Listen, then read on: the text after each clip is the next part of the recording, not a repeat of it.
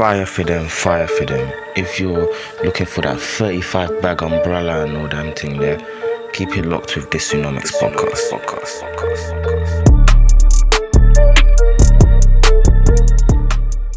Yo, welcome back to another episode of Disunomics Monday Morning News. Please make sure you subscribe below and let's get straight into it. Firstly, we're stopping over at number 10 and hopefully this might be the beginning of rest in peace Boris, but we never know. It's looking very spooky for Boris. He's under a lot of pressure. Check out last week's episode, talk about Dominic Cummings, who's one of the main people who flagged up this issue. We're going to get into it. Dodgy dealers regarding the renovation of his number 10 Downing Street flat. Now, what is the issue? Well, Boris Johnson, it seems that via Tory donor David Brownlow had some nice renovations done to his flat. But the problem is, these seem to be footed by David Brownlow, a Tory donor. So what happened was, I think it was on the 23rd of April, the Daily Mail published an article and they have seen a leaked email, hella leaks in this government, it's crazy, that was sent to Tory co-chairman, and his name is Ben Elliott, regarding recent donations from David Brownlow and what to do with it. So it was clear from the correspondence that this massive donation of £58,000, called Book Protect, was earmarked for Boris's flat last October. You can't really be getting donations to renovate your flat from donors. It's looking very spooky. So the streets are calling this Cash for Curtains, which is a fantastic name. And obviously Boris was doing lavish stuff. They were saying the wallpaper costing £8 a roll. You could have even bought some Dior's. Crazy. Now, on Wednesday, for the first time in a long time, Keir Starmer, opposition leader, well, allegedly, was putting Boris under immense pressure regarding this, saying it's sleazy, bringing the Tory party to disrepute, and Boris just wasn't answering questions. Like, Boris was really in the House of Commons moving like Little Kim, just like, oh, question dodge. Do you know what I mean? Dodging the questions because he obviously is in a very tight spot. Now, the Electoral Commission, which is an independent watchdog, has launched an inquiry. There has been 2 inquiries in Whitehall, but obviously Boris has the power to squash those, but this one he doesn't. And obviously he's furious about this. The reason why, because this watchdog has the ability to not only call witnesses, but they have the ability to refer matters to the police, and there could be a potential £20,000 fine. Now, Labour aren't happy entirely about this because the investigation is looking at the conduct of the Tory party, and they want to look at specifically at Boris Johnson. It's interesting because Boris actually hasn't denied that the donation or loan of £58,000 from Conservative peer and Tory and donor David Brownlow was to foot the bill of his renovations. So it's looking very interesting. £8 for wallpaper, absolutely crazy. So this is a definite watch this space, and just another case for those people who follow me on socials, who've listened to our podcast or follow me on YouTube. Like, this is another case of just dodgy Tory behaviour, and it's incredible that they're probably on a steam on the next election. But I digress. Now, on a more somber note, the Lagboma tragedy. So this happened, as you're listening to this, last week.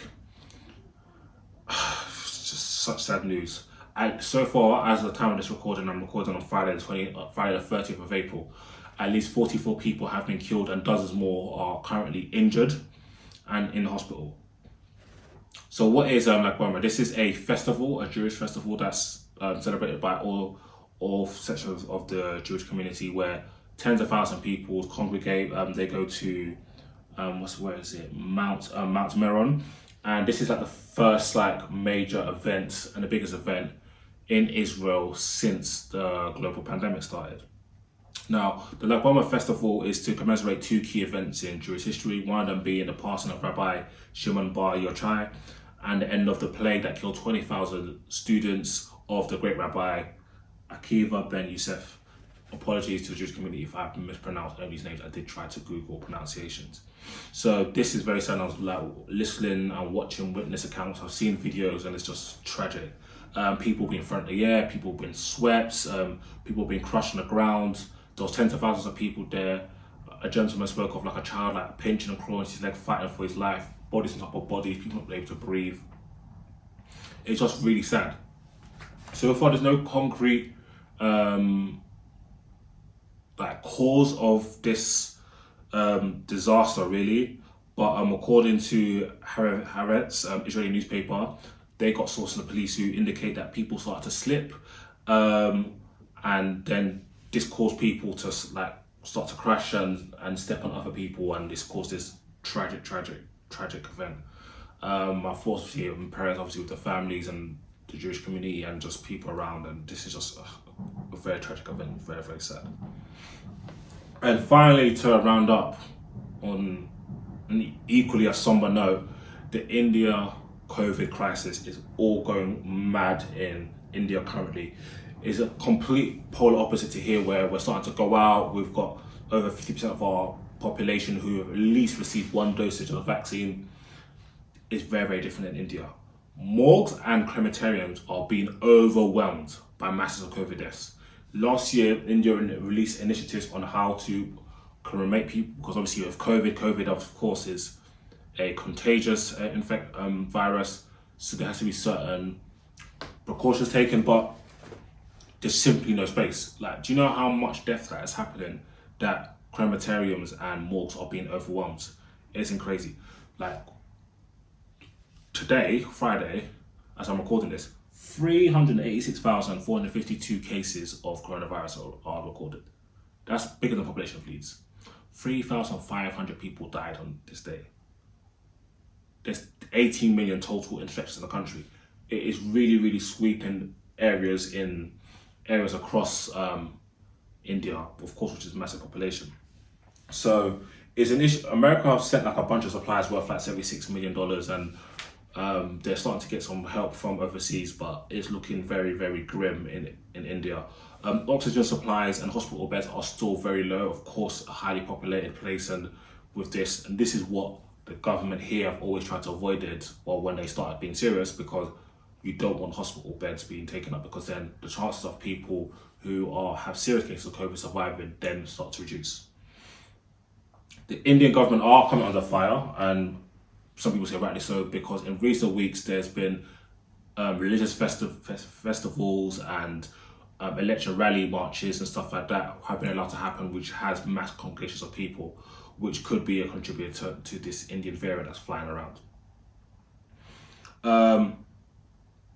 It's actually mad to me that India, although India is the biggest producer of vaccinations, they are nowhere near reaching the levels that other nations are in terms of vaccinations. So currently less than 10% of the Indian population have received their first dosage of vaccines.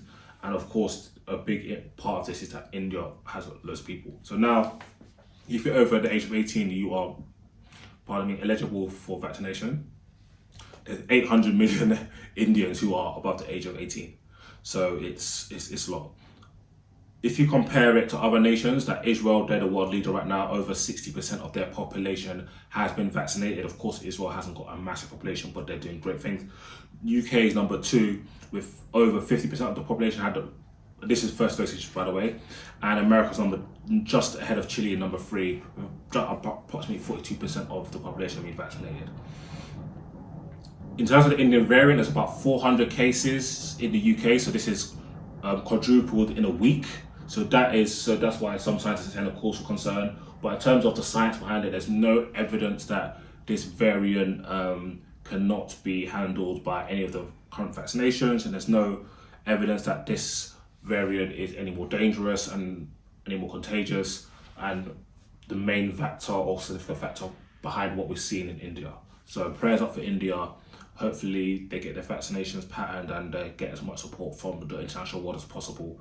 I know obviously everybody's got their hands on deck trying to pattern their country, but you can't let these countries suffer, and it does impact everybody else because people will travel and you don't want that to happen. So yeah, that's it for this week's pod. Let me know what you think of India. Let me know if you think our government should offer help. Let me know your thoughts and commiserations regarding the Lagwama Festival. Let me know what you think about Boris and his cash for curtains. Don't forget to subscribe, of course, to Patreon, podcast, etc. Until next week, peace and blessings. Bye.